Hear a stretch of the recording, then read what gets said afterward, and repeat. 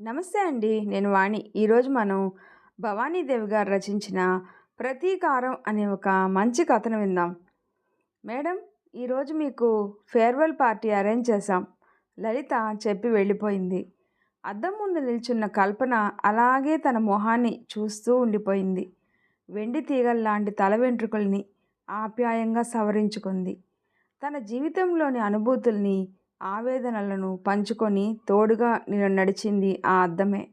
అది తన బింబం. దానికి తెలుసు తనలోని మాయని గాయాలు, ఆనందాతిరేకాలు. అప్పుడే తను రిటైర్ అవుతుందా అంటే తనింకా పనిచేయడానికి పనికిరాదని, విశ్రాంతి తీసుకోమని. ఇది ఎలా సాధ్యం? తను ఖాళీగా కూర్చొని విశ్రాంతి తీసుకోగలదా? ఈరోజు ఇవ్వబోయే పార్టీలో కాలేజీకి తనకు రుణం తీరిపోతుంది. తన జీవితంలోని ఒడిదుడుకుల్ని, ఎత్తుపల్లాలను స్పర్శించిన గాలి తన జీవితంలోని అవహేళనలను, అమర్యాదలతో పాటు ఆరాధనను, గౌరవాన్ని అమితంగా పొందేటట్లు చేసిన కాంపౌండ్ వాతావరణం. అసలు తన మనసుకు నిజంగా దగ్గరైన వ్యక్తి ఉన్నారా? చప్పున మధు గుర్తొచ్చాడు. ఎప్పుడూ నవ్వుతూ నవ్విస్తూ స్వచ్ఛమైన మనిషికి ప్రతీకల. అటువంటి మధును తన జీవితంలోకి ప్రవేశించనీయకుండా తనే నిర్దాక్షిణ్యంగా తోసేసింది. సమాజానికి భయపడా? ఇంతలా శాసించిన సమాజం తన బాగోగుల్ని పట్టించుకుందా? తన భయంకరమైన మానసిక సంఘర్షణ గురించి ఆలోచించిందా? ఆఖరికి కట్టుకున్న భర్త కూడా నిర్దాక్షిణ్యంగా తనను పట్టించుకోలేదు. కానీ చిత్రం, మధు తన మనసును అంత స్పష్టంగా ఎలా ఫోటో తీయగలిగాడు? ఈ పాటికి తాత హోదాలో ఎక్కడో మనవళ్ళు, మనవరాళ్లతో కాలక్షేపం చేస్తుంటాడు. నిజంగా జీవితం ఎంత భయంకరమైనది, ఎంత విచిత్రమైనది నవ్వుకుంది కల్పన. గతం తాలూకు ఆలోచనలు పరదాల్లా చుట్టేసి ఆమెను ఉక్కిరి బిక్కిరి చేస్తున్నాయి.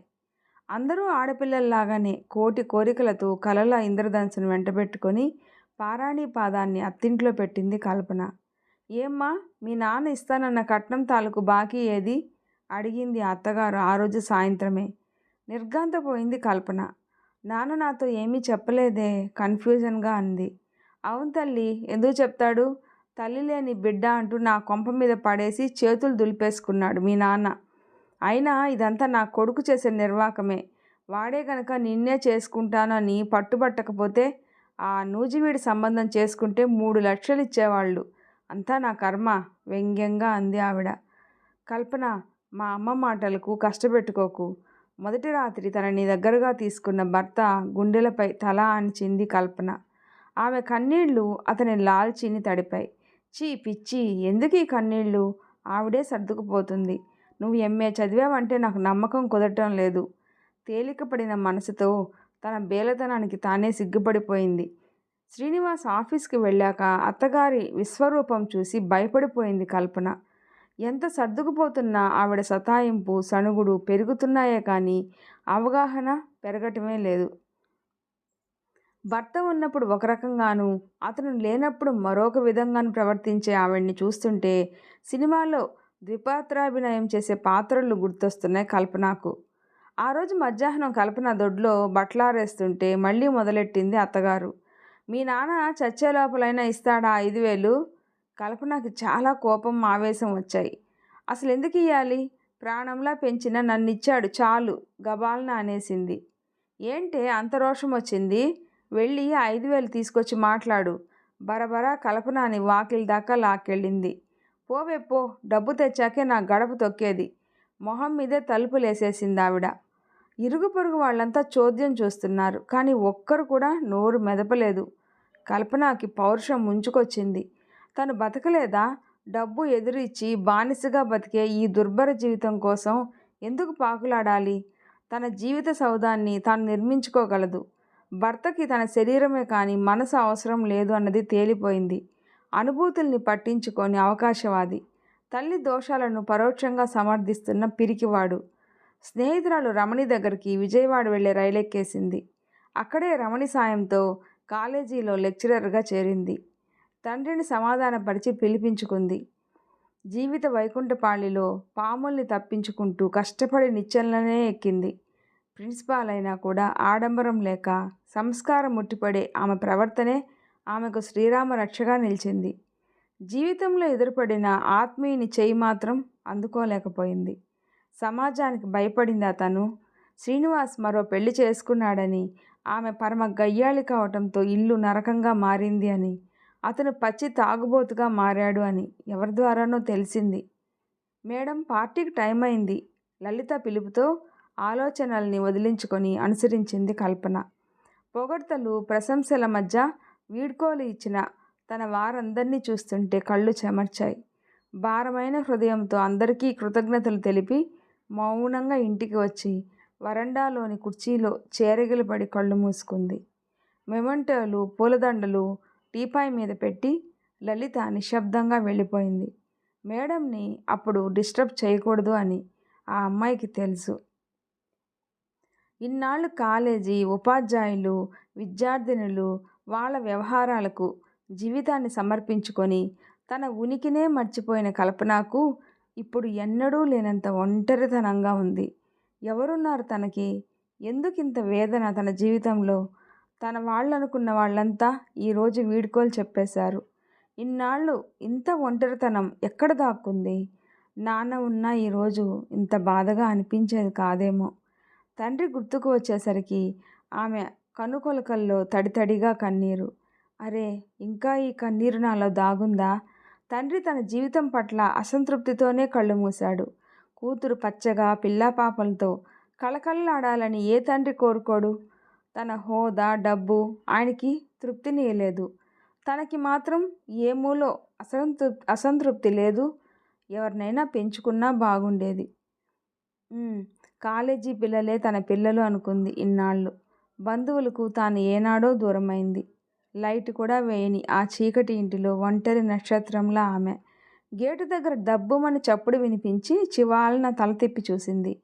ఎవరో తెలియటం లేదు. అస్పష్టమైన ఆకారం. చేతిలో కర్ర కూడా ఉంది. పడిపోయినట్లున్నారెవరో. ఎవరు? లేచి లైట్ వేసింది. ఎవరూ బదులివ్వలేదు. దగ్గరగా వెళ్ళిన కల్పన లైట్ వెలుగులో ఆ వ్యక్తిని పోల్చుకుంది. ఆమె మనసు నిండా ఆశ్చర్యం, అనుమానం వింతగా కమ్మేశాయి. మీరు ఇలా ఈ స్థితిలో తడబడింది కల్పన. ఆమె కల్పన కాళ్ళు చుట్టేసి ఏడవడం ఇబ్బందిగా కూడా ఉంది. 10 నిమిషాలు అలా ఏడవనిచ్చి దుఃఖపు తెర తగ్గాక ఏమిటిలా వచ్చారు? ఇలా అయిపోయారేమిటి?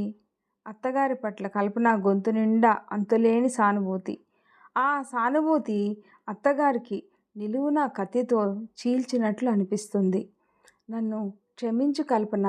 నీకు చేసిన అన్యాయానికి నేను ఇలా బిచ్చగత్తెనైపోయాను.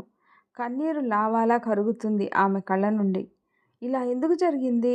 రండి లోపలికి. ఆమె చేయి పట్టి లేవదీసింది కల్పన. అతి బలవంతంగా నడిపించుకొని లోపలికి తెస్తుంటే ఆయాసపడుతూనే ఆమె వివరిస్తుంది. నళిని, అదే నా రెండో కోడలు, ఎవరినో ప్రేమించిందంట. వాళ్ళు బలవంతంగా వీడికిచ్చి చేశారట. చివరికి అతనితో వెళ్ళిపోయింది. నా బంగారు తండ్రి సీను జీవితం నా చేతులతో నేనే పాపిష్టి డబ్బు కోసం నాశనం చేశాను. తాగి తాగి ఒళ్ళు తెలియక లారీ కింద పడి నా సీను ఆమె పమిట కొంగు నోట్లో దోపుకొని ఏడవసాగింది. కల్పన గుండెల్లో కలుక్కుమంది. అతి కష్టం మీద ఆమెను ఓదార్చి కుర్చీలో కూర్చోబెట్టి లోపలికి వెళ్ళి మంచినీళ్లు తెచ్చిచ్చింది.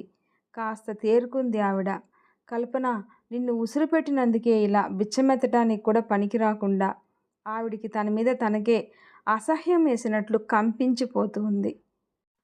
ఆ ముసలి ప్రాణాన్ని ఇలా చూస్తుంటే కల్పనలో జాలి, దయ పెళ్ళిబుగుతున్నాయి. మానవత్వం, వివేకాన్ని వెన్నుదట్టి లేపుతుంది.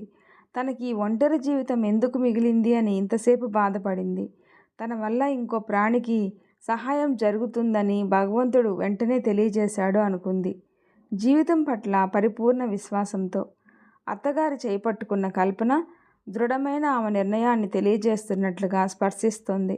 కానీ ముసలావిడ మనసు విలవిల్లాడిపోతుంది. కల్పన కసిదీరా తిట్టినా బాగుండేది. ఇదేమిటి తన పట్ల ఇంత దయగా ప్రవర్తిస్తోంది? ఇటువంటి కరుణామైన తన ఆ రోజు నిర్దాక్షిణ్యంగా గెంటేసింది. భగవాన్, ఇంతటి దయకు నేను అర్హురాల్ని కాదు. ఈ నరకం నేను భరించలేను. పశ్చాత్తాపంతో ముసలావిడ హృదయం కుమిలిపోతుంది. ఆమెకు స్వాంతన ప్రసాదిస్తున్నట్లు స్వచ్ఛమైన చిరునవ్వులు చిందిస్తుంది కల్పన. అపకారికి ఉపకారం చేయటం కన్నా ప్రతీకారం తీర్చుకునే మార్గం లేదు అని అది మనిషిని నిలువెల్లా కుదిపేస్తుందని ప్రత్యక్షంగా చూసిన ఆకాశం తల వంచి కల్పనను దీవించింది. ఈ స్టోరీ మీకు నచ్చినట్లయితే ప్లీజ్ లైక్ చేసి షేర్ చేయండి, సబ్స్క్రైబ్ చేసుకోండి. స్టోరీ ఎలా ఉందో తప్పకుండా కామెంట్ చేయండి. Thanks for listening.